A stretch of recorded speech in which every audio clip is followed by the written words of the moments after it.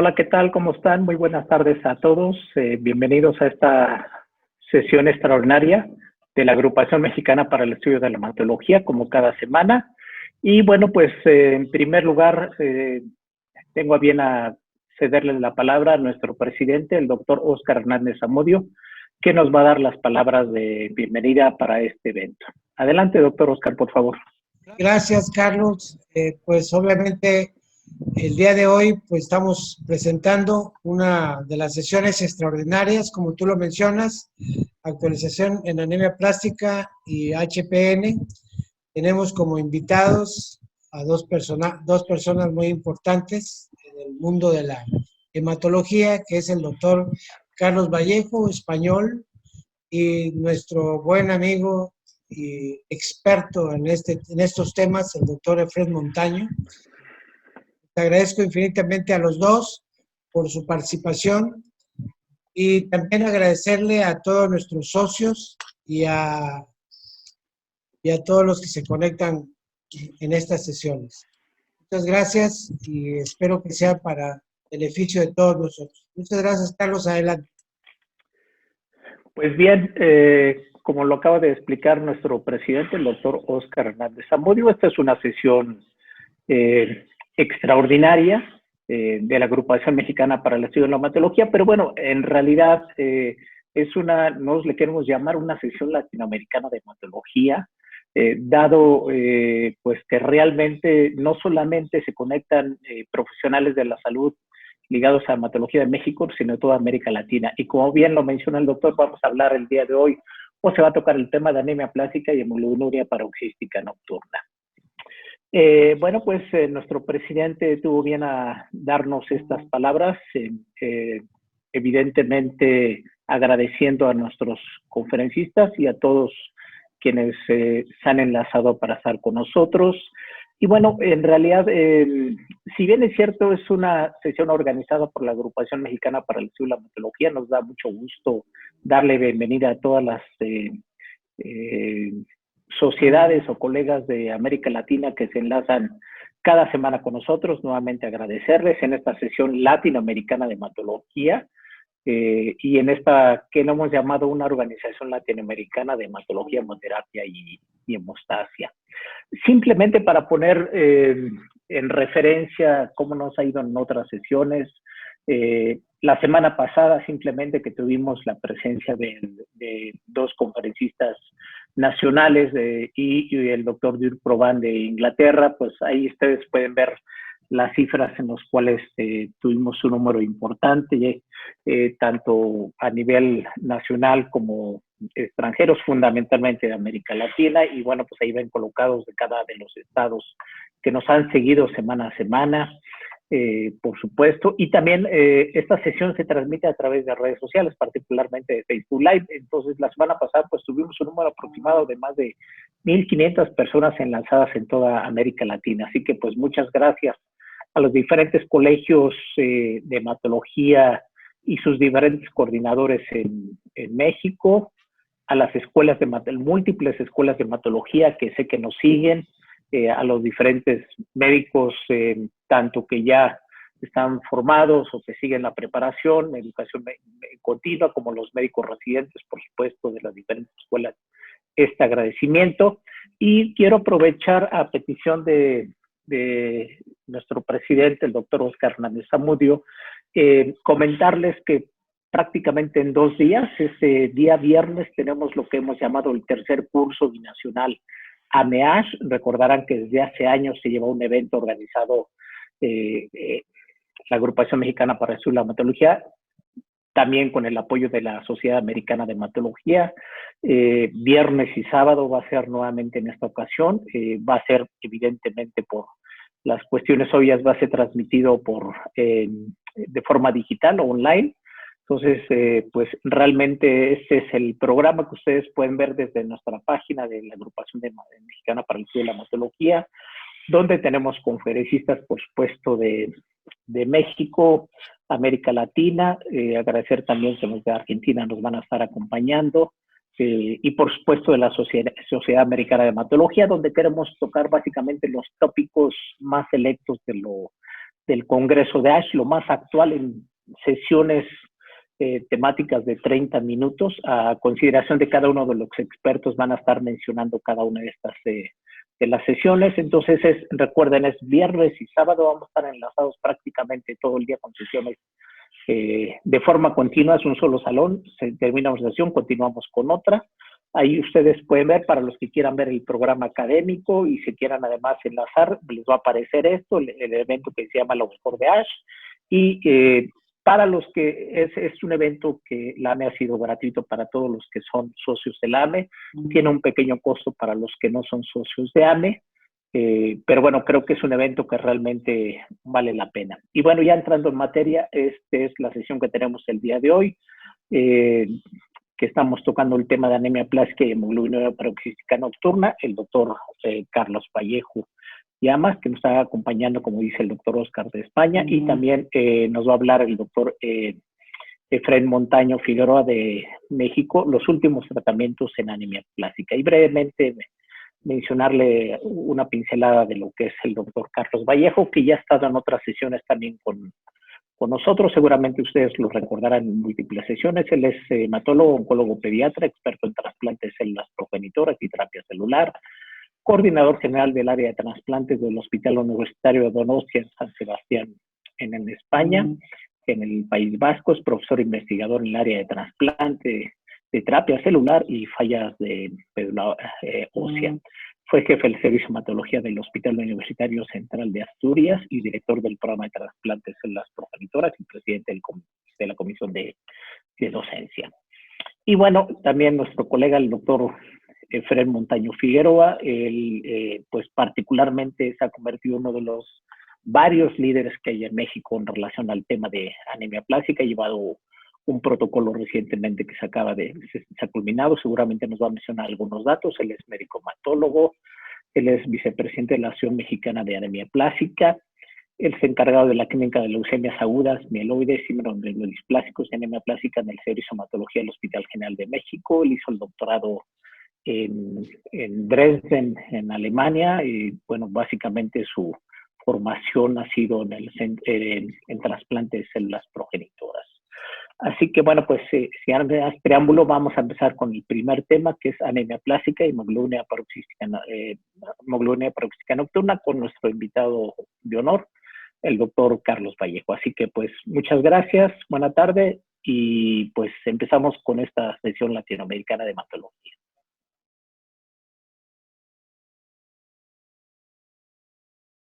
Buenas tardes en México, buenas noches en España.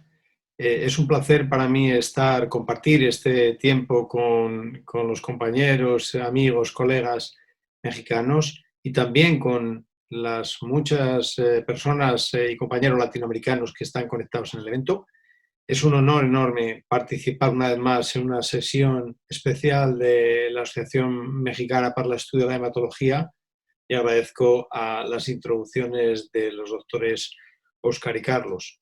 Bueno, me pidieron que reflejara en unos 30 minutos lo más relevante del último Congreso Americano de la ASH en aplasia medular y hemoglobinuria paroxística nocturna, y lo que trataré de hacer a vista de pájaro. En primer lugar, en la patogenia, me pareció interesante este trabajo de Cleveland. Los compañeros de Cleveland analizaron 216 pacientes con fallo medular, la mayoría de ellos aplasias medulares, 74% de ellas graves y 26% menos graves. 2/3 de la serie fueron tratados con ATG ciclosporina o con ciclosporina más menos el trombopag. Y de esta serie, más de 200 pacientes vieron que aproximadamente 1 de cada 6 pacientes presentaban mutaciones somáticas del HLA, clase 1 y clase 2, un 16%. Y estas mutaciones fueron más frecuentes, como pueden ver en el dibujo, en aplasia medular, comparado con los síndromes mielodisplásicos de bajo riesgo o hemoglobinuria paroxística nocturna, que se incluyeron. Y dentro de la aplasia medular fueron más frecuentes en las formas graves con respecto a las menos graves. Y también observaron algo muy interesante, que eran estas mutaciones somáticas del HLA más frecuentes en los pacientes respondedores frente a los no respondedores. Es decir, que parece que las mutaciones somáticas del HLA tienen importancia en los fallos medulares idiopáticos, particularmente en la aplasia medular, como marcadores de autoinmunidad. Otro trabajo interesante presentado de Japón sobre la expresión de HLA-DR15, la pérdida epigenética de esta expresión en los progenitores hematopoyéticos en pacientes con aplasia medular. Bueno, sabemos que el HLA-DR15 se ha implicado en distintos trabajos en la susceptibilidad a fallos medulares mediados por la inmunidad o autoinmunes. Y aquí lo que hicieron los compañeros japoneses es estudiar 52 pacientes con aplasia medular en remisión y 22 individuos sanos, y usaron un panel de anticuerpos en citometría de flujo pan-HLA. Se encontraron que 1/3 de los casos eran ciclosporina dependientes. Saben ustedes que a veces, frecuentemente, digamos, las aplasias medulares que responden pierden la respuesta si intentamos quitar la ciclosporina y se convierten, como otras enfermedades autoinmunes, en inmunosupresor dependientes. Bueno, pues se encontraron aquí 1/3 de los casos. 2/3 de los casos presentaban granulocitos HPN, con el fenotipo HPN, y aproximadamente un 10% de células progenitoras presentaban una pérdida de DR. Pues bien, vieron que la pérdida de DR ocurría fundamentalmente en el HLA-DR15. Vieron que la pérdida de la expresión de HLA-DR se relacionaba con la dependencia a la ciclosporina, algo también muy interesante. Fíjense que de los pacientes que tenían la pérdida de HLA-DR, de expresión de HLA-DR, pues el 80% fueron ciclosporina dependiente, comparado con lo que no la tenían, que fueron el 30%. Bueno, también otra explicación que quizás no nos detendremos en ella, que le daban los investigadores. Desde el punto de vista epidemiológico, hay pocos estudios sistemáticos epidemiológicos de aplasia medular. En la última década hay varios, ¿no?, del área, sobre todo, del Oriente Próximo y de China. Y también tenemos un par de ensayos españoles, un par de estudios españoles del norte de España y el último que hemos llevado al MT del conjunto del Estado español. Bueno, pues por eso me pareció interesante reflejar este trabajo, que es un trabajo de Tailandia, multicéntrico, un estudio nacional que recoge todos los pacientes de más de 15 años que se diagnosticaron de aplasia durante un periodo de 2 años en 30 centros médicos, y que refleja una incidencia anual de 4,61 casos nuevos por millón de habitantes y año. Es más de un punto superior a la que tenemos en España y, bueno, quizá parecida o incluso algo inferior de la que he oído que ustedes tienen en México en algunas conversaciones que hemos tenido. Bueno, ellos ven una incidencia más importante en pacientes a partir de los 60 años. Por zonas de Tailandia sí que vieron diferencias, cosa que, por ejemplo, en el estudio español no estamos viendo, con una incidencia significativamente más alta en la zona este del país. Con respecto al manejo, fíjense cómo fue el manejo de los pacientes, ATG ciclosporina 44%, ciclosporina sola 36% y esteroides anabolizantes 31%, y cómo la respuesta terapéutica claramente fue mejor cuando se usaban alternativas ATG ciclosporina o incluso ciclosporina con respecto a los esteroides anabolizantes.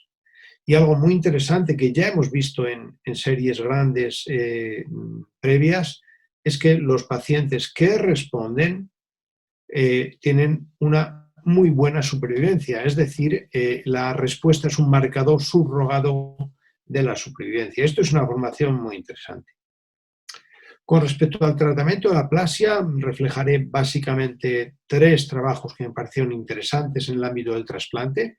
En primer lugar, bueno, saben ustedes que la irradiación corporal total a dosis bajas se recomienda en muchos de los esquemas terapéuticos más modernos, en cordón umbilical, en trasplante haploidéntico, en trasplante no emparentado, particularmente en adultos o en niños hipertransfundidos, incluso en niños o adultos hipertransfundidos en el contexto del hermano HLA idéntico. Podría ser razonable el empleo también. Bueno, pues uno de los esquemas ahora mismo más populares, desde luego en el mundo occidental, es el esquema Baltimore adaptado, que para el trasplante haploidéntico es el esquema clásico Baltimore con ATG al inicio del esquema. Y además hemos visto que es un esquema que redunda en mejores supervivencias. Este es un trabajo europeo publicado el año pasado en el que se ve en la línea superior cómo los pacientes que son acondicionados con esquemas tipo Baltimore tienen una supervivencia mejor que el resto de los pacientes sometidos a trasplante haploidéntico que se emplean esquemas alternativos, de tal manera que, o de alguna manera, en el mundo occidental, el esquema de Baltimore adaptado pues se está convirtiendo de alguna manera en un gold estándar para el trasplante haploidéntico. Bueno, pues este trabajo de Pakistán se basa en el hecho de que ellos comentan que hay países o hay hospitales, incluso en otros países, que no disponen de irradiación corporal total. Y aquí ensaya un esquema alternativo con 150 miligramos de fludarabina, con unas dosis muy altas de ATG, realmente altas, 5 miligramos kilo día, 5 días, sorprendentemente altas, 2 días de busulfán 3,2 y usan como producto pues, la plataforma china de médula ósea y progenitor de sangre periférica manipulados, profilaxis de ICR, ciclofamida post-trasplante, ciclosporina y micofenonato. Bueno, pues este esquema, fíjense, comparado con el esquema de Baltimore, unas dosis muchísimo más altas de ATG de conejo, emplea el busulfán y con ello sustituyen la irradiación corporal total. Es un grupo muy pequeño de pacientes, ¿cierto? Son 10 pacientes jóvenes, una mediana edad de 15 años, quizá por eso toleran este esquema, y obtienen un prendimiento estable en un porcentaje muy alto, 80%. Tienen un fallo, un injerto primario, uno secundario, tienen mucha reactivación de citomegalovirus, probablemente por tanto ATG, y una disease-free survival del 80%. 2 pacientes fallecen por fallo del injerto primario y secundario, y bueno, ellos consideran, aunque podríamos ser críticos con el trabajo, porque yo no emplearía dosis tan altas de ATG, pero como experiencia pues es interesante reflejarla en pacientes muy jóvenes, ellos consideran que es un esquema alternativo a los esquemas con irradiación corporal total en el trasplante haploidéntico. Otra comunicación interesante, en este caso del Working Party de aplasia medular del europeo, del EBMT, es este estudio retrospectivo que engloba aproximadamente 9 años de pacientes trasplantados con donante no emparentado en primera línea, pacientes con aplasia trasplantados en primera línea. 77 pacientes de 35 centros, poquitos pacientes, lógicamente, que no se suele emplear el trasplante no emparentado en primera línea, muy jóvenes, 19 años de mediana edad, y con un intervalo diagnóstico-tratamiento que va entre 3 y 12 y una mediana de 6 meses de diagnóstico-trasplante. El 80% match unrelated donor y el seguimiento mediano de 34 meses. Bueno, pues los resultados son bastante buenos. Tenemos que tener en cuenta que es un grupo muy seleccionado de pacientes, muchos de ellos niños, y presentaron 8% de fallo del injerto, enfermedad de injerto contractor crónica del 15% y una supervivencia a los 2 años del 90%. Son cifras bastante buenas, lo que no significa que el trasplante no emparentado deba ser aplicado en primera línea en absoluto de una forma sistemática. También el Working Party de aplasia medular del EBMT comunicó este análisis, que creo que es interesante. 580 pacientes trasplantados en un periodo de 10 años, primer alotrasplante por aplasia medular idiopática, jóvenes de mediana edad 23 años, como procede, la mayoría de ellos 80% menores de 40 y más de la mitad trasplante no emparentado, un seguimiento mediano de 5 años, y hicieron subanálisis de esta serie grande de casi 600 pacientes. Aquellos que se sometieron al trasplante según las indicaciones estándar, es decir, primera línea, trasplante de hermano HLA idéntico por debajo de 40 años, y el trasplante no emparentado y el trasplante mayor de 40 años no sería primera línea. Y comparado también con los pacientes cuya indicación no fue estándar, que fue un grupo más pequeño, 101.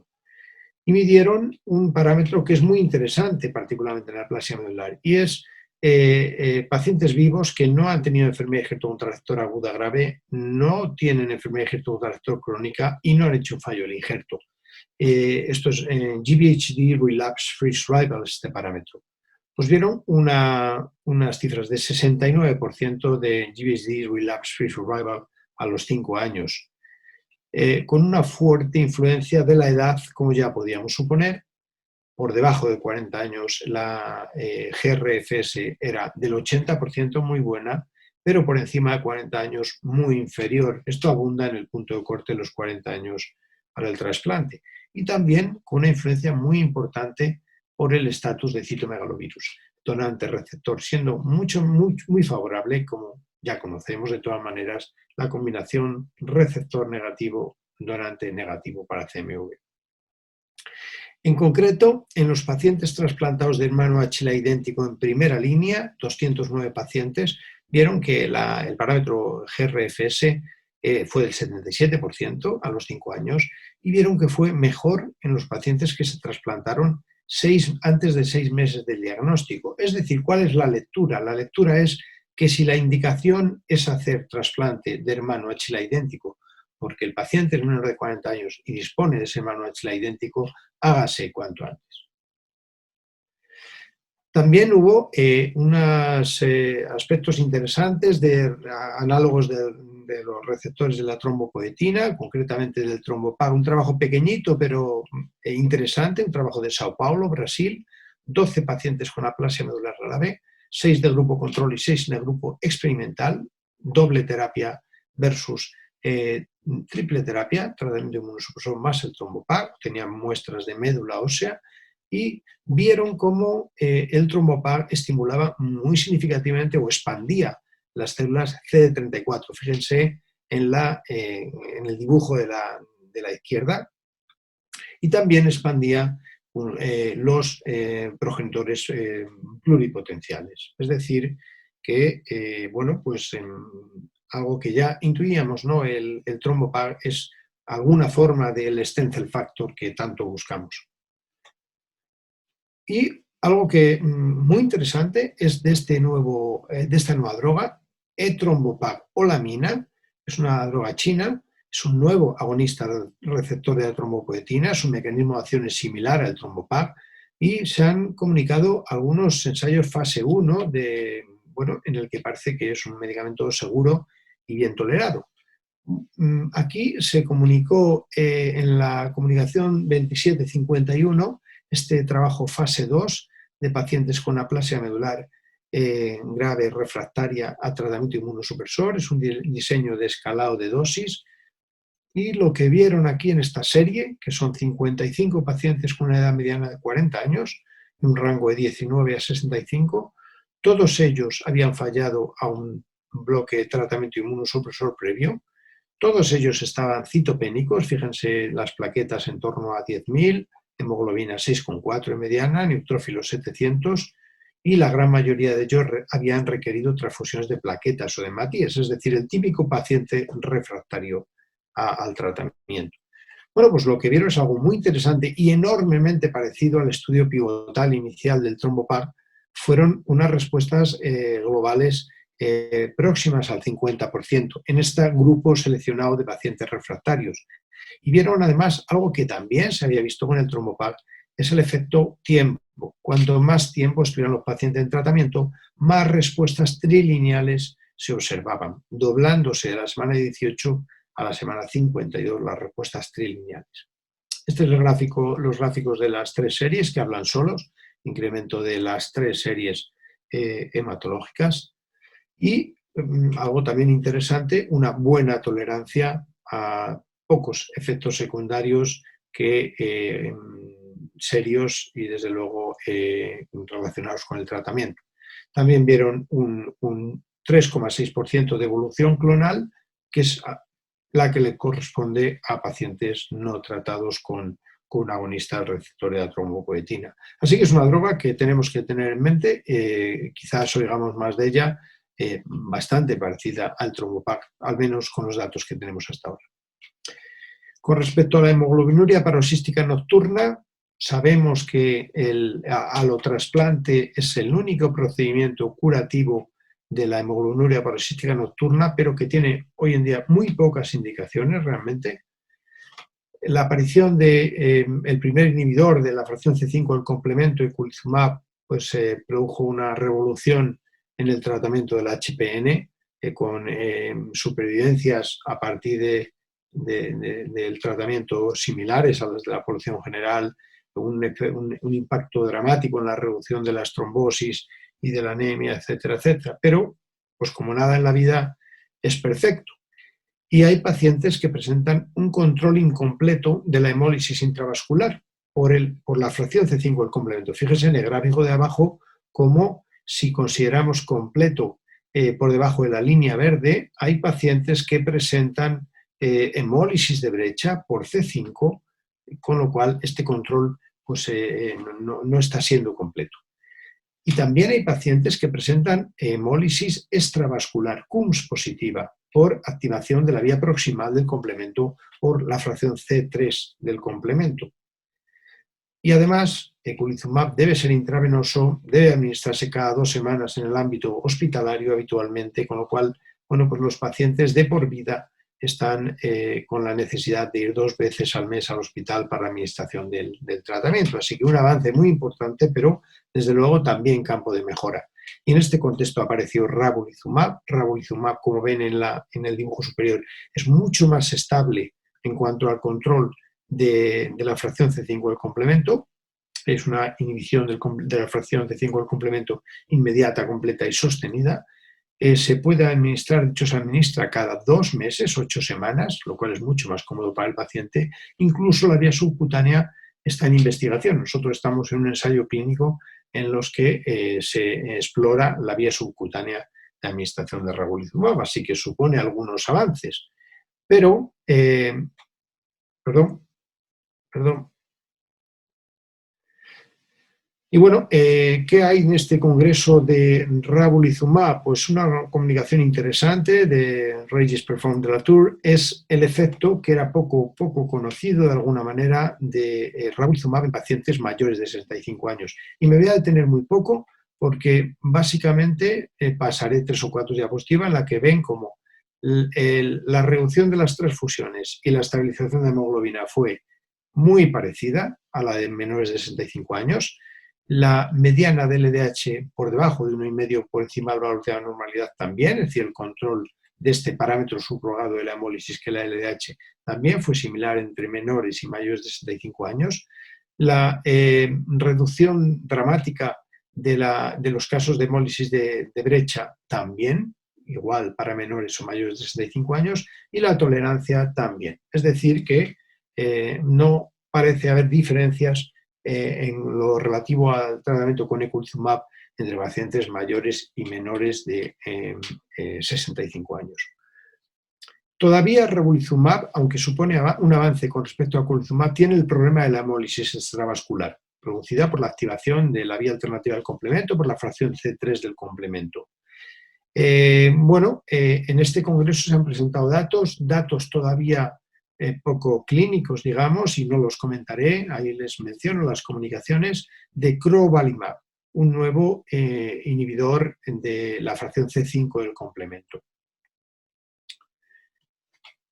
Algo interesante en cuanto a test analíticos es este reporte de Leeds, como saben es un centro de referencia británico de HPN, de 146 pacientes que estaban con eculizumab y que había una preocupación de que no se estuviera controlando la hemólisis correctamente. Bueno, pues tomaron muestras para analizar justo muestras antes de la administración de eculizumab, de manera que son muestras Valle, y medían los niveles de LDH y también el CH50, el 50% de la actividad hemolítica del complemento. Y vieron que 12 pacientes necesitaron un incremento de dosis de eculizumab, alguno hasta 1.800 incluso requirió, es decir, doble de la dosis estándar para controlar la hemólisis.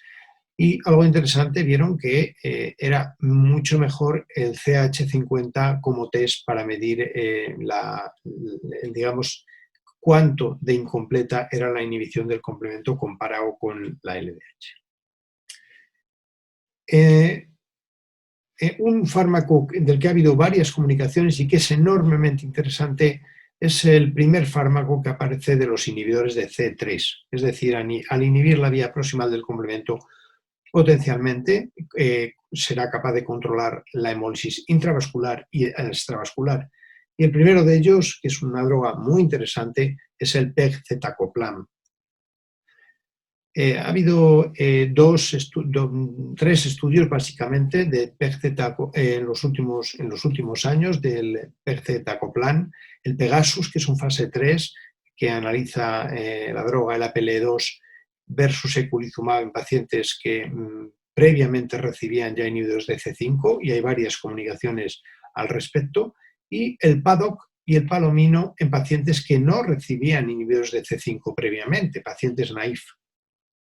Bueno, este es el estudio Pegasus, un fase 3 aleatorizado.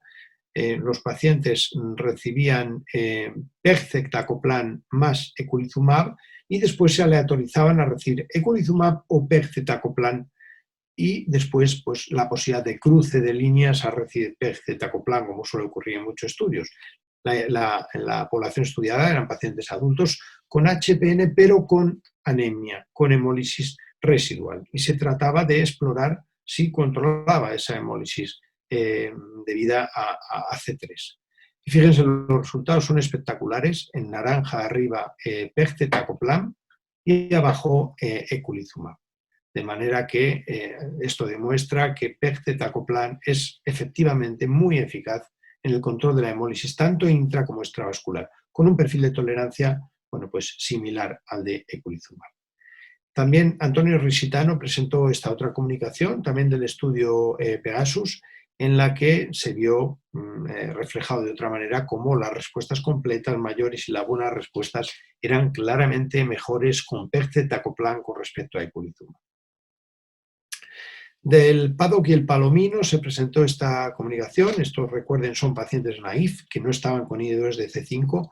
Se vio que el control de la LDH se producía en poco más de 3 semanas y el control de la normalización de la hemoglobina también en menos de 3 meses, ¿no? O sea que también en estos pacientes el empleo de pegcetacoplan da resultados muy buenos, ¿no? Así que eso ha dado pie al estudio que está actualmente en marcha, que es un fase 3 aleatorizado, que es el estudio PRINCESS, que nos dará nuevos datos sobre esta droga tan interesante. Lo que no hay estudios comparativos entre pegcetacoplan y ravulizumab, pero este trabajo compara indirectamente, dado que eculizumab y ravulizumab sí que se han comparado en el estudio 302 y pegcetacoplan en el estudio que acabamos de ver con eculizumab hace una extrapolación de comparación indirecta, y aún pegcetacoplan es mejor o tiene mejores resultados que ravulizumab. Así que estamos ante un mecanismo de acción, la inhibición de C3, muy interesante y que oiremos más de ella en el futuro. Y por último, otro mecanismo de acción interesantísimo, que es el de los inhibidores de la activación de la vía alternativa del complemento. Estos no son anticuerpos monoclonales, son pequeñas moléculas orales y sobre todo distribuidos en 2 grupos, los inhibidores de factor D y los inhibidores de factor B del complemento.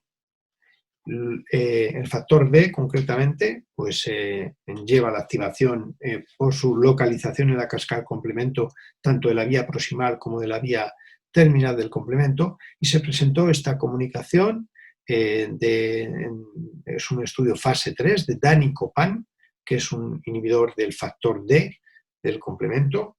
Se presentó bueno, pues aquí no se dieron todavía resultados, pero sí que se expuso lo que era el ensayo, que es de un enorme interés, ¿no? La idea de con un medicamento oral poder controlar las hemólisis intra y extravascular, pues es muy, muy tentador.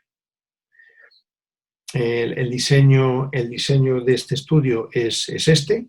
son pacientes que reciben el C5 más el Danicopan, es decir, eculizumab o rabulizumab, básicamente más Danicopan, o el inhibidor de C5 más placebo, y bueno, lo que quiere reflejar es que aporta, junto con eculizumab o rabulizumab, la adición de Danicopan al control de la hemólisis intraextravascular y, por tanto, de la anemia del paciente. Otro inhibidor del factor del complemento que también seguramente se desarrollará más y que se presentó con datos interesantes, pero en animales aún, es el BCX9930, también ofreciendo resultados muy interesantes, pero en este caso todavía en animales. Es decir, los antifactor D están en desarrollo y oiremos hablar de ellos mucho. Con respecto a los inhibidores del factor B, sorprendentemente no hubo ninguna comunicación en la ASH del iptacopan, que sí que tenía comunicados en el EBMT fase 2 de 15 y 10 pacientes, con resultados muy interesantes, y que ahora justamente nosotros hemos abierto el centro para este ensayo clínico. Es un ensayo clínico fase 3, en el que aquí ya no acompaña al inhibidor de C5, sino que es tanta la esperanza de la potencia de estas drogas orales que el C5 irá solo y se aleatorizará frente a el anti-C5, es decir, pacientes con eculizumab o rabulizumab que se les aleatoriza a recibir iptacopan o continuar con eculizumab o rabulizumab, siempre con la posibilidad de cruzarse de ramas. Existe otro estudio también en el que nosotros no participamos, en pacientes naïf, pacientes que no estaban previamente con anti-C5. Como era hecha los centros, se pretende reclutar 91 pacientes en 61 centros de todo el mundo, y bueno, pues tenemos el placer de ser uno de estos centros.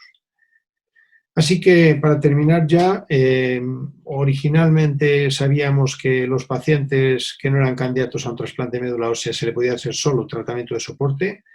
Aparecieron eculizumab y después rabulizumab, aportando mucho, pero en los próximos años vamos a ver no solo biosimilares de eculizumab y probablemente en un futuro quizás también de otro antídotos monoclonales, sino nuevas drogas como pegcetacoplan, Danicopan, crovalimab, etcétera, etcétera. Es decir, que el tratamiento del HPN está en un momento muy bonito, es una enfermedad poco frecuente, pero una fisiopatología realmente hermosa para todos los amantes de la hematología, como somos todos los que estamos conectados. Y esto es todo lo relativo a HPN y aplasia, con unos pequeños apuntes finales en dos complicaciones del HPN, trombosis y meningitis. Este estudio también, bueno, pues grande, basado en el Registro Internacional de HPN, trata de valorar cuáles son los factores de riesgo para trombosis de los pacientes con HPN y hace un estudio caso-control en el que selecciona 57 pacientes que tuvieron fenómenos tromboembólicos frente a 179 pacientes macheados 1-3 que no tuvieron fenómenos tromboembólicos. Aquí ven las dos series, como están bien equilibradas, y lo que vieron es algo que es interesante, no debería sorprendernos, pero es interesante. Los pacientes que hacían, es decir, más trombosis eran pacientes con una alta actividad en la enfermedad, menos incremento de la LDH, pacientes que requerían más transfusiones, pacientes que tenían dolor abdominal y pacientes que presentaban hemoglobinuria. Estos son el tipo de pacientes que presentan más frecuentemente trombosis. Y para finalizar, con respecto a la infección meningocócica en pacientes tratados con inhibidores del complemento, que es un riesgo que tenemos que tener siempre en mente, la posibilidad de una infección, sobre todo por meningococo, en estos pacientes, pues el grupo de Leeds ha visto que vacunando a los pacientes frente a meningococo A, C, W, Y y D, revacunando a los pacientes frente al meningococo A, C, W e I, basado en los títulos basado en los títulos de si han desarrollado inmunidad o no han desarrollado, y repetir en el caso del meningococo B un booster de vacunación a los 5 años, empleando una profilaxis con penicilina o eritromicina y un pack de emergencia con ciclofloxacino, dando una educación a los pacientes y un safety car adecuado y teniendo un servicio de 24 horas on call para los pacientes, pues se consigue minimizar la mortalidad de la complicación.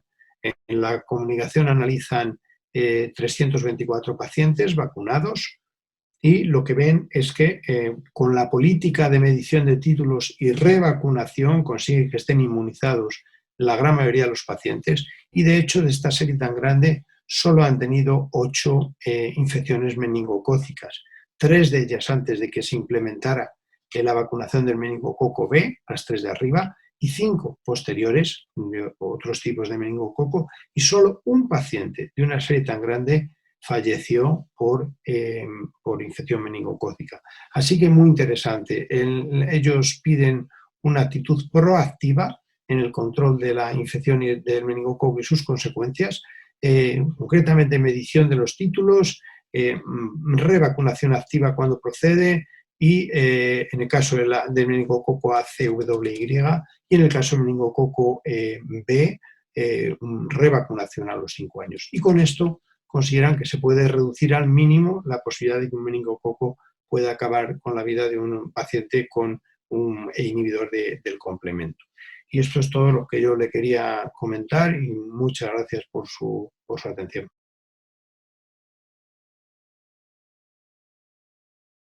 Buenas tardes y de nuevo es un gusto estar aquí con ustedes en esta sesión de la Agrupación Mexicana para el Estudio de la Hematología y ahora con el tema de anemia plástica, puntos generales y sobre todo de los nuevos tratamientos y de lo que estamos llevando a cabo también sobre protocolos de investigación en el Hospital General de México. Sabemos que el diagnóstico de anemia plástica pues es relativamente fácil en algunos o en la mayoría de los pacientes, pero hay ocasiones que en que anemia plástica, por ejemplo, puede estar hacer el diagnóstico diferencial, a menos inicialmente con un síndrome mielodisplásico y hipocelular, toma su tiempo. Hay algunas leucemias agudas, como la que tiene translocación 821, que suelen ser o que suelen debutar con citopenias y con médulas óseas también hipoplásicas, que también nos tarda más tiempo en llevar al diagnóstico. Finalmente, bueno, se llega al diagnóstico de anemia plástica cuando reunimos todos los estudios y estamos listos para empezar un tratamiento en el paciente. Y bien sabemos que esta anemia plástica se interrelaciona con muchas otras enfermedades, por eso los pacientes con anemia plástica pueden en su evolución progresar a alguna de estas otras patologías que están interrelacionadas, ya sea a una evolución clonal, que es lo que más tememos realmente cuando tratamos a un paciente con anemia plástica, que haga evolución clonal y que vaya a una leucemia aguda.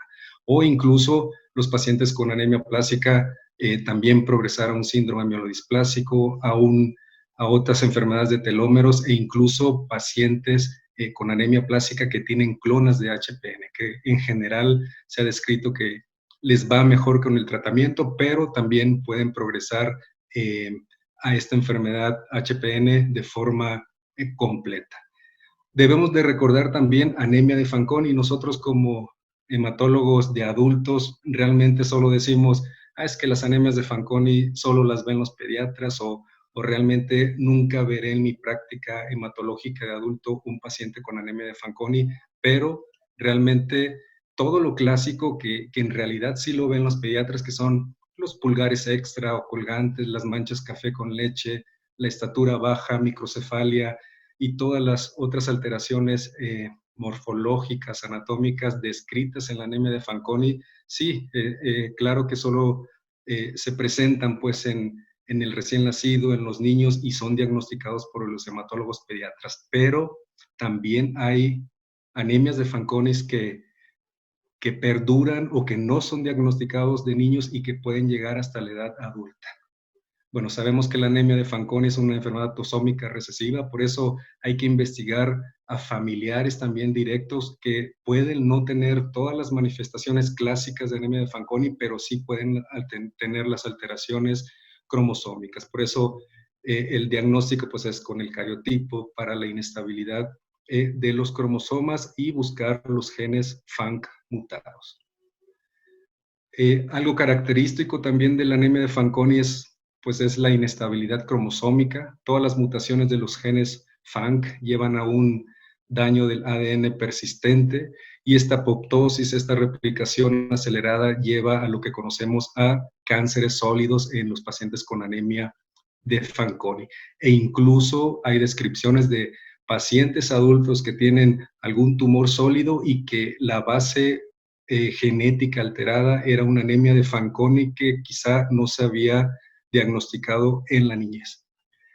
Comparando la anemia de Fanconi cuando es una alteración, una falla medular germinal, una falla inherente a una falla somática. En la anemia de Fanconi hay pérdida desde que nace el bebé de las células progenitoras hematopoyéticas. Estas pocas células progenitoras hematopoyéticas cuando están en estrés, pues hay más adquisición de mutaciones que, contrariamente a un adulto, frenan, al menos inicialmente, una proliferación. Por eso estos pacientes tempranamente no presentan comúnmente leucemias o algo, sino tumores sólidos. Finalmente, con la progresión llevan a mutaciones adicionales para LAM y síndrome mielodisplásico que, comparado con las alteraciones somáticas o lo que ocurre después del nacimiento, son todavía más agresivas. En cambio, en un adulto o en una falla medular adquirida, la pérdida de las células progenitoras hematopoyéticas es por un trastorno inmune. Por eso el tratamiento de las fallas medulares adquiridas o somáticas es la inmunosupresión o es la base del tratamiento actual. Y esto es más pronto porque esa misma inmunosupresión hace que alguna clona con mutaciones adquiridas, con mutaciones extra, haga un escape clonal y de ahí surge la clona maligna y tenemos al paciente adulto con leucemias agudas. Les decía esto de anemia de Fanconi porque vean los reportes acá. Hasta el 25% de los pacientes no presentan un cuadro clínico clásico durante la niñez incluso, y por eso pueden llegar hasta el estado o la edad adulta.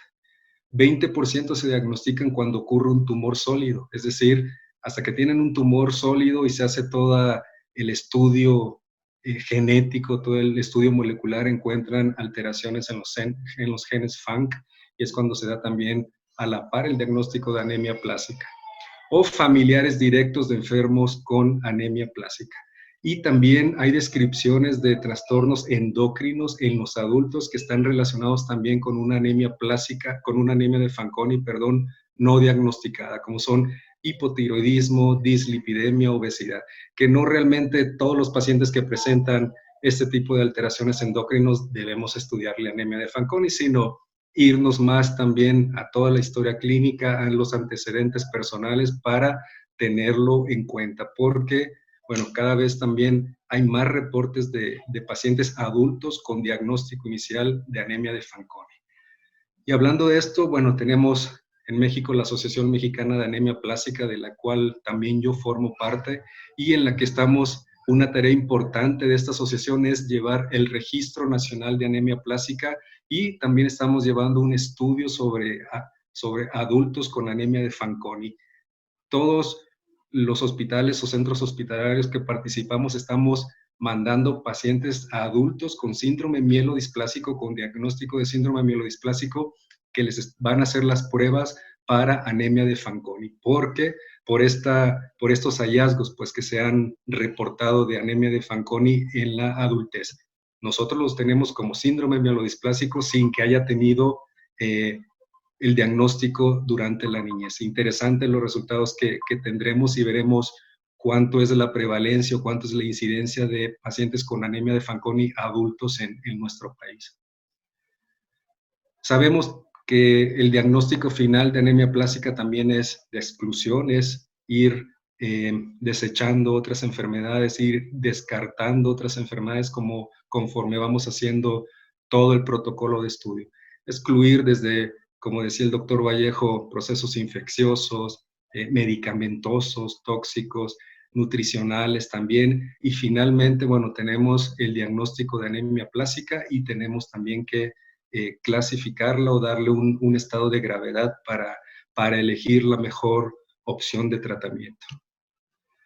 Y como les decía al inicio, esta disminución de las células progenitoras hematopoyéticas por un fallo en la regulación inmune a nivel de médula ósea conduce que también cuando damos un tratamiento o cuando se da un tratamiento inmunosupresor que tal vez sea más intenso, pueda llevar a que una clona, como las veíamos al inicio, pueda escapar a esa inmunosupresión, o cuando hay una recuperación, porque inicialmente se da el tratamiento, bajan las células T, en este caso, los linfocitos reactivos disminuyen, pero en esa disminución también hay un escape de otras células que son las que finalmente provocan una recaída o hacen refractaria la enfermedad. Por eso, hoy por hoy, el tratamiento ideal o el tratamiento de primera elección en pacientes con anemia plástica es el trasplante alogénico de médula ósea. Hasta el momento, pues es el que puede brindar mayor posibilidad de curación al paciente. Algunos, bueno, que no hay posibilidad de un trasplante, pues la inmunosupresión, los estimulantes de la hematopoiesis y, claro está, el soporte con transfusiones y todo lo que lleva este soporte médico para el paciente. Cuando tenemos el diagnóstico de un paciente con anemia plástica, desde el inicio debemos tipificar para HLA e ir buscando el posible donante de células progenitoras, y este trasplante de células progenitoras hematopoyéticas debe ser realizado en primera línea. El donante ideal, como también ya lo mencionó el doctor Vallejo, debe ser el hermano HLA idéntico, puede ser uno no relacionado, o actualmente también, como vimos en las gráficas previas, los haploidénticos que también están tomando más auge por esta falta de donadores hermanos o no relacionados directos. Y también, pues, los trasplantes de cordón umbilical. Recordemos, no obstante, también en un estudio que hicimos aquí en la Asociación Mexicana de Anemia Plástica, que en México solo del 7 al 20% de los pacientes con anemia plástica acceden a un trasplante de médula ósea, es decir, la cantidad menor. Y este 20% casi siempre ocurre aquí en la Ciudad de México. Si vamos a provincia, hablando de adultos, la posibilidad de un trasplante en primera línea para anemia plástica es menor todavía. Por eso, la razón de tener otros tratamientos que no sean ese procedimiento médico. Esta tabla también la conocemos y desde el 2018 se ha tomado como una recomendación en todo el mundo para tratar al paciente con anemia plástica de primer diagnóstico. Y lo dividen en menores de 18 años y los adultos. Menores de 18 años, pues como les decía antes, dentro de toda la batería de estudios que se hacen al diagnóstico es buscar el donante HLA compatible. En los menores de 18 años, si está el donante listo, pues hay que llevarlo de inmediato a un trasplante de médula ósea y a observación. Si no está disponible un donante de HLA compatible, bueno, la otra opción es la terapia inmunosupresiva más el trombopac, como dice aquí, de 3 a 6 meses. Si tenemos una falla, bueno, otra vez buscamos en los menores de edad llevarlo a un trasplante de médula ósea. Quizá en estos pacientes que no tenemos un donante disponible en corto tiempo, esta terapia inmunosupresiva más el trombopac puede servir como una terapia puente o de espera para el trasplante de células progenitoras hematopoyéticas. Y después del trasplante o después de la terapia inmunosupresiva, pues estar observando por si ocurre alguna recurrencia, alguna recaída o una progresión hacia otra enfermedad como una leucemia. En adultos es muy semejante. Si tenemos al donante, hay que llevarlo a trasplante, pero en ellos también podemos decidir sobre una terapia inmunosupresiva. Incluso en ellos, si tenemos una primera falla al tratamiento inmunosupresor y agregando el trombopac o estimulantes de la megacardiopoiesis, podemos llevar a una segunda terapia de inmunosupresión, un procedimiento o un tratamiento que no se recomienda en menores de 18 años, repetir la inmunosupresión. Terapias disponibles: ciclosporina, globulina antitimocito, alemtuzumab, ciclofosfamida, e incluso andrógenos o estimulantes de la hematopoiesis como filgrastim, el trombopac, con cada una con diferentes acciones y con diferentes resultados como el paciente.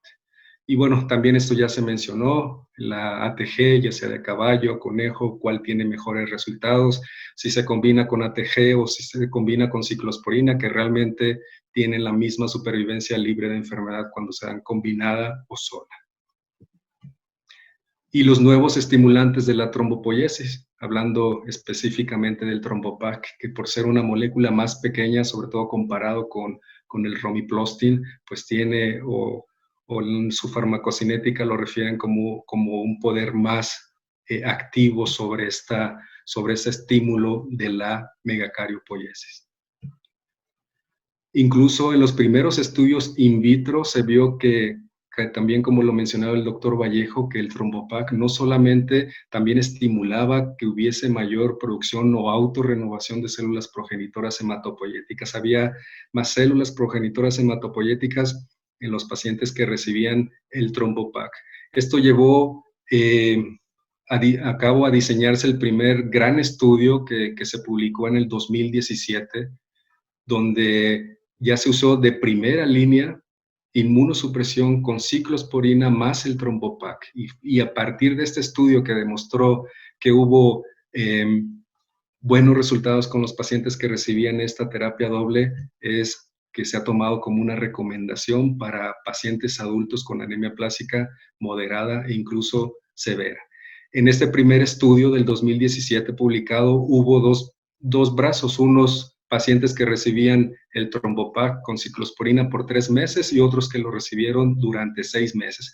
Al final se dio cuenta, que vamos a ver los resultados, aquí está el número de pacientes, 30 por cada uno, 30 recibió 3 meses, otros 30 a los 6 meses, en general pacientes jóvenes o menores de 50 años, y las respuestas fueron mejores en pacientes que recibían ciclosporina más el trombopac durante un semestre completo, comparado con esos pacientes que solo lo recibían 3 meses. Por eso el tiempo recomendado para dar esta terapia combinada es durante 6 meses. Y también en este estudio se reportó lo mismo que se había visto in vitro sin estudios clínicos pues, sobre el paciente. Se vio una mejoría en la celularidad en general dentro de la médula ósea, una recuperación de las células progenitoras hematopoyéticas y en general de todas las células que componen la médula ósea. Los eventos adversos pues, fueron sobre todo en piel, dolor abdominal y alteraciones en las pruebas hepáticas que todas revertieron ya sea con la disminución de la dosis, como con una suspensión temporal o incluso había reversión de los efectos adversos sin llevar a otra maniobra. De hecho, este estudio también del 2017 dio pie a que se usara o se use actualmente el trombopac como primera línea también en pacientes que no pueden acceder prontamente a un trasplante, como primera línea en pacientes con anemia plástica en Europa. Y les cuento ahora sobre el estudio SOAR, que es de la misma línea, que es como el seguimiento que tenemos de este estudio previo del 2017, que en este es un estudio multicéntrico que se llevó en varias partes del mundo y fue el uso de ciclosporina con el trombopac. Es decir, el estudio se abrió a pacientes de todo el mundo. Primero, el reportado en 2017 era para cierta cantidad de pacientes como un primer paso y este ya fue a nivel mundial.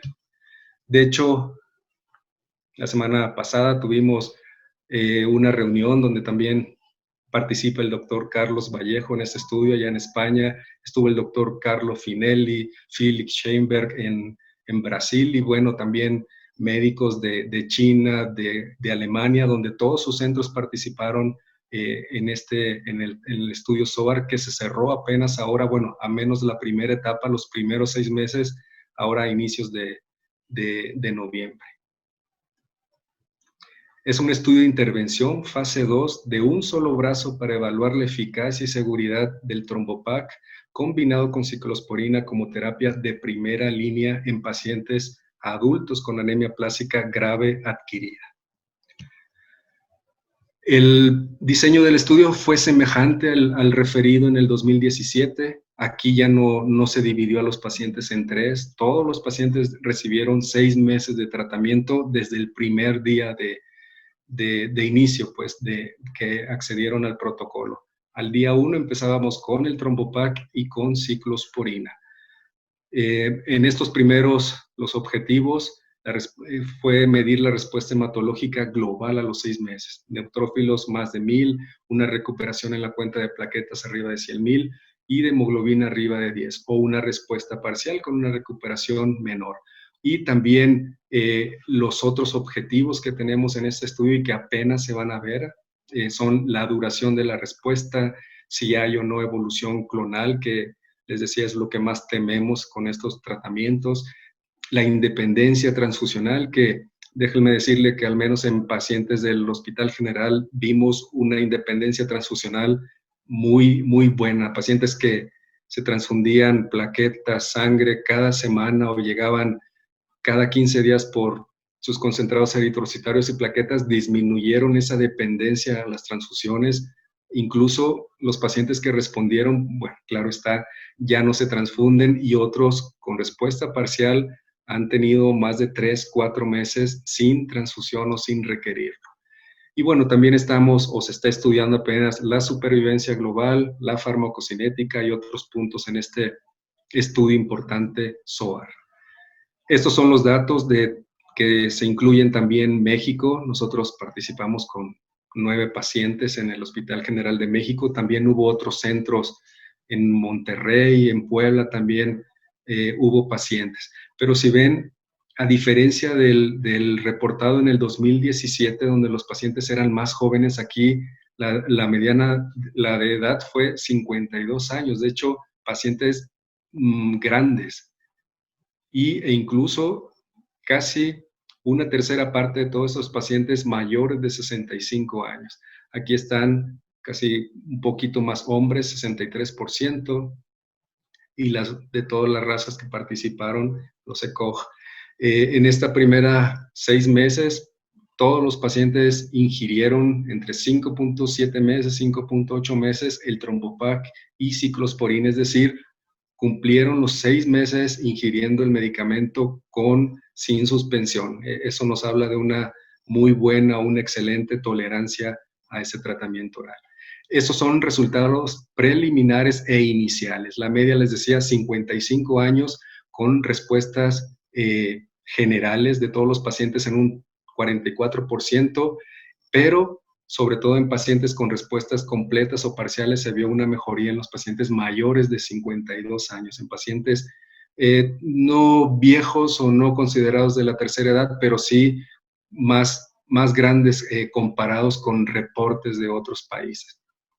Estos fueron los eventos adversos reportados también, sobre todo el que más vimos y el que más vimos también en nuestros pacientes son incremento de alanino-aminotransferasa y bilirrubinas. Algunos otros presentaban náusea, diarrea y algunos también efectos secundarios que ya conocemos más asociados a la ciclosporina que al propio el Trombopac. Y todos fueron eventos adversos que pudieron resolverse sin necesidad de suspender el tratamiento o sin necesidad incluso de cambiar la dosis, meramente a veces solo un descanso de un par de días y todo se recuperaba. Y les hablaba de este resultado sobre todo en pacientes grandes, porque si nos vamos a las recomendaciones que hay para pacientes mayores de 60 años con anemia plástica, no hay poca posibilidad para ellos de un trasplante de células progenitoras hematopoyéticas. Tampoco está indicado repetir una inmunosupresión agresiva como alemtuzumab o como ATG, y hay mayor riesgo de complicaciones infecciosas. En ellos, la primera línea de tratamiento es ciclosporina, esteroide, y muchos, incluso después de los 55 años, son frágiles que se excluyen para que podamos prescribir ATG. Entonces, las posibilidades terapéuticas disminuyen aún más.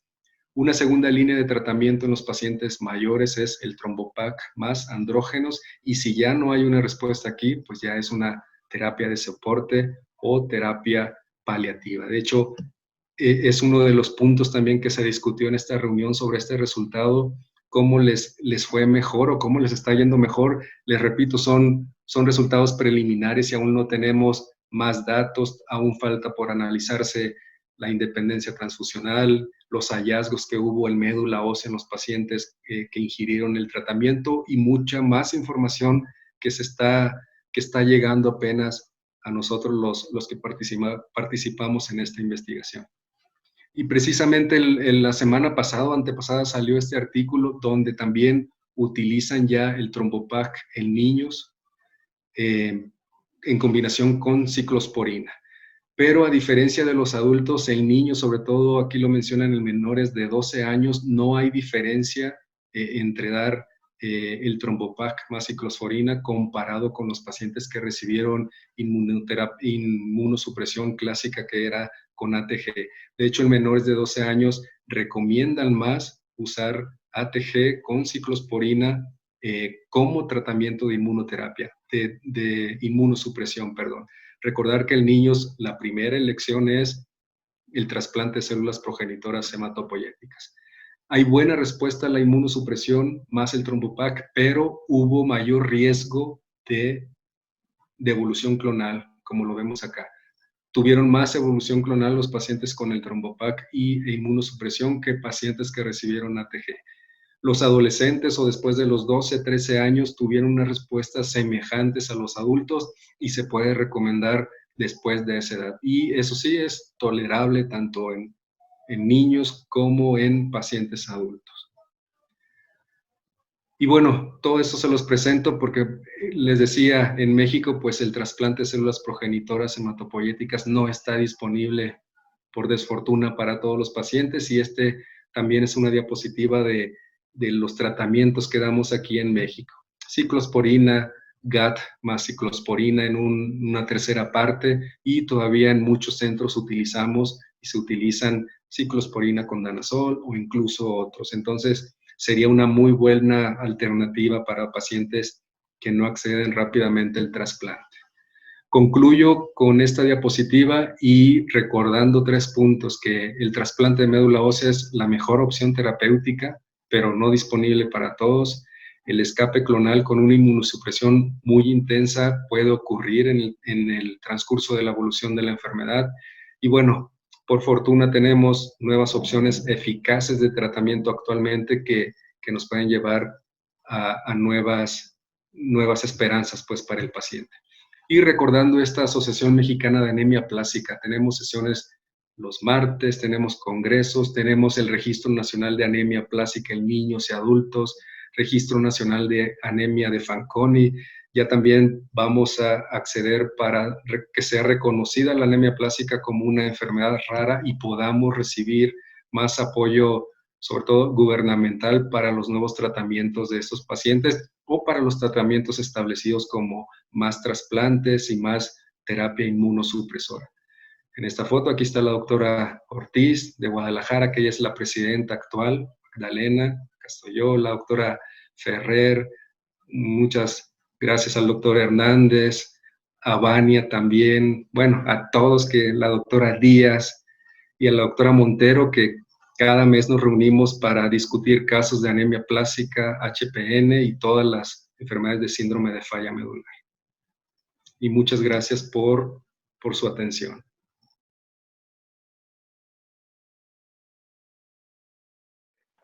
Pues nuevamente muchas gracias a nuestros conferencistas. Pues como ustedes habrán escuchado y visto en esta sesión que acaba de terminar, y pues hemos tenido una actualización tanto de lo que ha venido en el ASH como de lo que se ha publicado, de algunos estudios de investigación, tanto en anemia plástica, anemia de Fanconi y, por supuesto, neumoglobinuria paroxística nocturna. Y bueno, antes de pasar brevemente, y como en cada ocasión, mencionarles, bueno, cuál ha sido nuestra afluencia de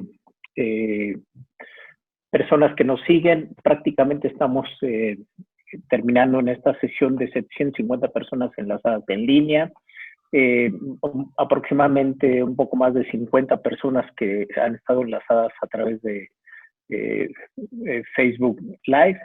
Y bueno, como cada ocasión, pues comentarle tanto a nuestro invitado de España, el doctor Carlos Vallejo. Bueno, pues comentarte que si bien es cierto el mayor número de personas enlazadas son de México, pues tenemos también un número importante y agradecemos como cada ocasión de Bolivia, casi 20 personas, de Perú, de Ecuador, de Colombia, de Venezuela, igualmente República Dominicana, de Cuba, España, Argentina, Paraguay, El Salvador, Namibia, Guatemala, Chile, Costa Rica, Uruguay, tenemos también de Honduras, Estados Unidos e Italia. Y bueno, por supuesto, mayoritariamente los diferentes estados de nuestro país. Así que pues muchas gracias. Y bueno, vamos, hay algunas preguntas que nos hacen ya nuestro auditorio. Y hay una primera pregunta, doctor Carlos. Una de las preguntas que nos hace un colega es, en el adulto joven con hemoglobinuria paroxística nocturna, la aparición tardía, más de 10 años, de síndrome mediodisplásico, hace pensar que se trata de una etapa de la misma enfermedad, y si hay evidencia de la respuesta el síndrome mediodisplásico con los fármacos habituales. Me imagino que se refiere a que si esto modifica la expresión de HPN, y que sería un elemento adicional que apoya el trasplante de células progenitoras. Me parece que en la misma hay varios cuestionamientos, ¿no? Acerca de que si podría ser etapas diferentes de la HPN, de la displasia y el beneficio del tratamiento. Sí, los fallos medulares son entidades que están interseccionadas, es decir, tienen comunicación en ambas direcciones. Es más frecuente la evolución de una aplasia medular, por ejemplo, a una hemoglobinuria paroxística nocturna hemolítica, que lo contrario, pero también se da lo contrario, tanto en la aplasia como en los síndromes mediodisplásicos. Y hay que individualizar en cada caso cuál es el manejo terapéutico. Hay casos, por ejemplo, de aplasia medular y HPN que hay que tratar los dos, porque hay fallo medular central importante y hay hemólisis intravascular importante, ¿no? Son pocos, por fortuna, pero lo hay. Así que la primera parte de la pregunta, sí. En cuanto a la segunda, sí, evidentemente, en el momento en que un evento clonal significativo está presente, se va polarizando más hacia un trasplante. Y desde luego el evento clonal por antonomasia que desde luego amerita un trasplante es la monosomía 7. De hecho, amerita un trasplante con acondicionamientos de leucemia aguda más que de aplasia medular.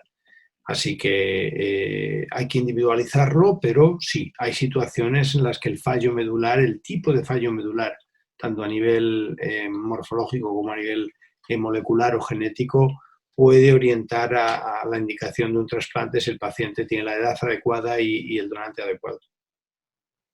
Muchas gracias, Carlos. Y otra pregunta, a lo mejor porque, bueno, pues es lo que a veces tenemos más accesible, yo creo que en México y muchos países igualmente afines en Latinoamérica. El uso de la ciclosporina, que es una de las combinaciones que, por ejemplo, que más empleamos en nuestros pacientes con anemia plástica. En el caso de que estos pacientes presentaran algún grado de toxicidad manifestado pues, por lesión renal que ameritara la suspensión, se suspende. Una de las preguntas es suspenderlo, ya no volver a administrar, pasar a otro agente inmunosupresor. ¿Cuál sería tu sugerencia y si es en tu práctica, cuál es lo que tú habitualmente haces si fuera el caso, Carlos? Sí, en primer lugar, tratar de que no se produzca esa toxicidad. Y hay varias claves. Una de ellas es la ingesta hídrica. La ingesta de líquidos es muy importante. En los pacientes que beben poca cantidad de líquidos es más frecuente la toxicidad renal que en los pacientes que beben una suficiente cantidad de líquidos. Esto es lógico. Yo siempre recomiendo a los pacientes, les pido a todos los pacientes que toman ciclosporina o cualquier inhibidor de calcinurina que beban por encima de 50 centímetros cúbicos o mililitros por kilo de peso al día de líquidos. Con esto se reduce el riesgo de toxicidad renal. Por supuesto hay que aportar el magnesio que necesite cada paciente. Algunos pacientes necesitan mucho, otros poco. Por supuesto hay que controlar la tensión arterial y tratarla en su caso. Por supuesto hay que controlar los triglicéridos y el colesterol que pueden aumentar con ciclosporina y tratarlo en su caso. Bueno, hay un conjunto de medidas que si se aplican hacen que pocos pacientes no toleren la ciclosporina o tengan una toxicidad inaceptable por la ciclosporina. Pero cuando se presenta, a veces puede resultar útil el cruce a tacrolimus. Es una droga nefrotóxica también, pero hay ocasiones en las que se tolera mejor. Y si existiera una intolerancia absoluta a ambos inhibidores de calcinurina, las opciones terapéuticas ya son menos, porque desgraciadamente drogas como el micofenonato o mofetilo no sustituyen adecuadamente en el tratamiento de la aplasia al inhibidor de calcinurina. Entre tacrolimus y ciclosporina sí, pero otros inmunosupresores no nefrotóxicos no ejercen ese papel. Así que primero tratar de que no se produzca esa toxicidad a ciclosporina y se produce, bueno, individualizar hasta cierta elevación de la creatinina sería tolerable y a partir de cierta elevación ya obviamente sería no aceptable. Ok, Carlos. Y otra pregunta ya en relación a lo que estamos comentando, ¿no? De la ciclosporina. Si tú en el cariotipo que le mandas a hacer la citogenética en un paciente con anemia plástica te reportan alteraciones en el cromosoma 7, ¿tú sospechas alguna otra cosa? ¿Cambias de terapia? ¿Trasplantas? O sea, ¿qué implicación tendría para ti inmediatamente en ese aspecto?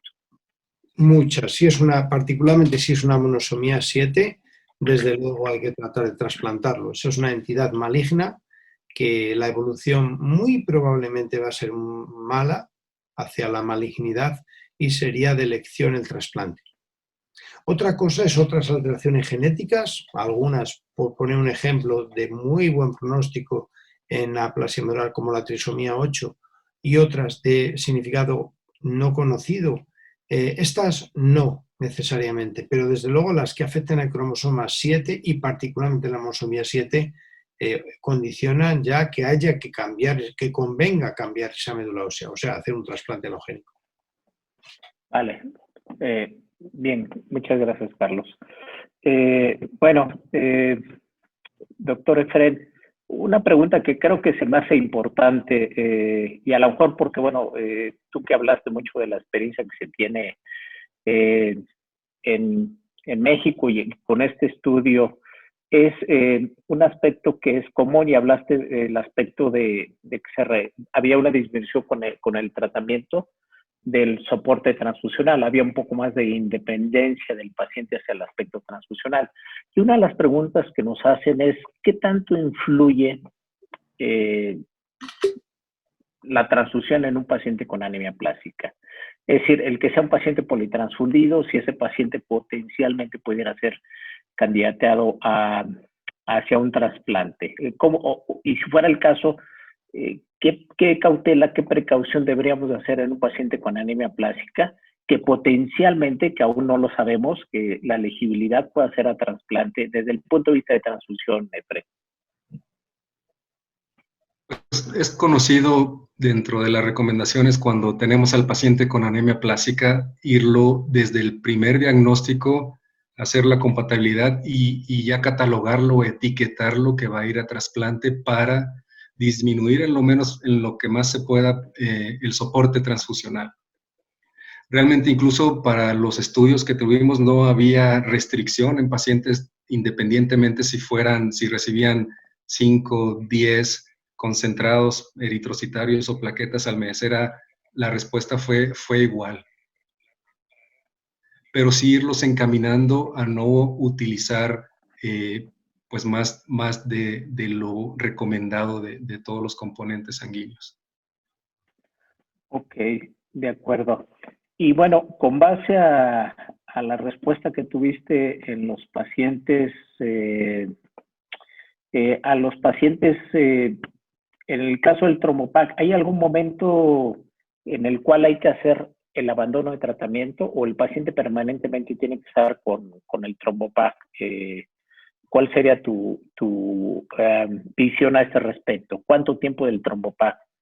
El diseño de estudio, el diseño de estudio y la recomendación ahora son 6 meses iniciales, junto con la dosis más alta del trombopac, incluso dábamos 150 miligramos todos los días, y con ciclosporina que la íbamos ajustando a los niveles séricos.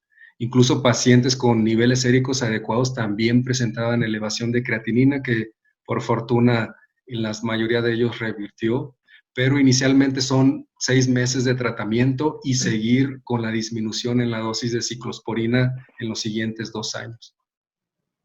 Ok, Efraín,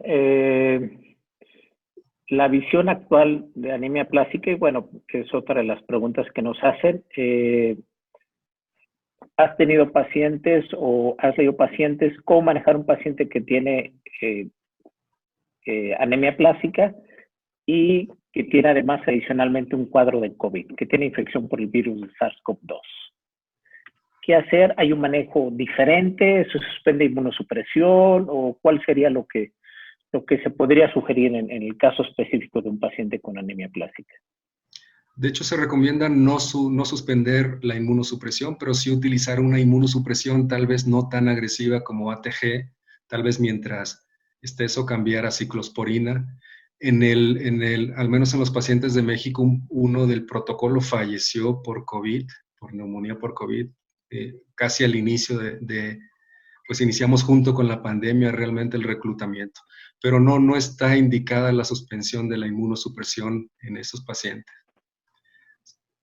Más, como también elaboramos unas guías, es una inmunosupresión con ciclosporina y acompañarlo con los estimulantes de la megacariopoiesis o trombopoiéticos. Lo que sí está indicado es aplazar lo más que se pueda un trasplante halogénico, porque esto conllevaría, y no en todos los casos, en algunos casos específicos también, sí se puede dar. Claro. Bueno, me gustaría, Efraín, que comentaras brevemente, porque bueno, hay el comentario de un caso clínico, pero bueno, más que el caso clínico, ¿cuál sería el protocolo ideal, ¿no? Que a lo mejor a veces no lo hacemos por desconocimiento y pudiendo tener acceso, que debería completarse integralmente en un paciente con anemia plástica? Bueno, ya independientemente de los estudios del abordaje habituales que hacemos, aspirado, la biopsia, qué perfil viral, qué perfil inmunológico, qué estudios moleculares, qué citogenética habitualmente. Digo, tú que estuviste muy ligado al protocolo y que a lo mejor el protocolo a veces marca ciertas exigencias en cuanto al protocolo de estudio, pero ¿cuál sería ese protocolo ideal que deberíamos de seguir todos en un paciente con anemia plástica, Efraín? Bueno, se mostró en una diapositiva desde los básicos y todos los moleculares sobre todo van encaminados a excluir algo clonal. Vimos varios pacientes que ya tenían incluso un par de años con diagnóstico de anemia plástica y dieron monosomía 7, que no era un cuadro clínico tan, como lo pensábamos, muy agresivo o llamativo. Y finalmente no pudieron ser incluidos por esa razón o porque era un síndrome mielodisplásico hipoplásico o con alteraciones moleculares o genéticas típicas de una mielodisplasia, pues más que una anemia plástica. Pero en general todo lo molecular cariotipo es descartar algo clonal, sobre todo eso. Ok, bueno, es que te hago énfasis porque, bueno, precisamente hay el comentario, un caso clínico, que, bueno, vale la pena enfatizar que, bueno, independientemente de lo que tú bien comentas, es además del cariotipo, pues hacer el estudio para tratar de identificar otras alteraciones que pueden potencialmente ocasionar progresión a lo que estaba comentando, ¿no? Alteraciones citogenéticas y alteraciones moleculares implícitas que pueden estar en el ambiente de un paciente con anemia plástica y como tú bien dices, ¿no? Que a lo mejor originalmente se piensa en una anemia plástica y que en el transcurso de la evolución, pues a lo mejor está migrando hacia otro tipo de trastorno, ¿no? Bueno, hay varias preguntas, pero creo que con esto básicamente los dos, tanto tú como el doctor Vallejo, han enfatizado los puntos relevantes. Pues estamos cerrando con prácticamente 800 personas. A mí me gustaría, ya para despedirnos y regresarle la palabra a nuestro presidente, el doctor Óscar Hernández, tanto que el doctor Carlos Vallejo de España y el doctor Efrén, pues cada uno en un minuto hiciera así como que una consideración general, como decimos, mensaje para llevarnos al hospital, ¿no? Empezamos contigo, si eres tan gentil, Carlos. Bueno, con respecto hemos tocado dos enfermedades. Con respecto a la aplasia medular, es de gran interés el hacer el trasplante con los procedimientos, acondicionamientos, etcétera, más modernos. Esto es importante cuando está indicado el trasplante.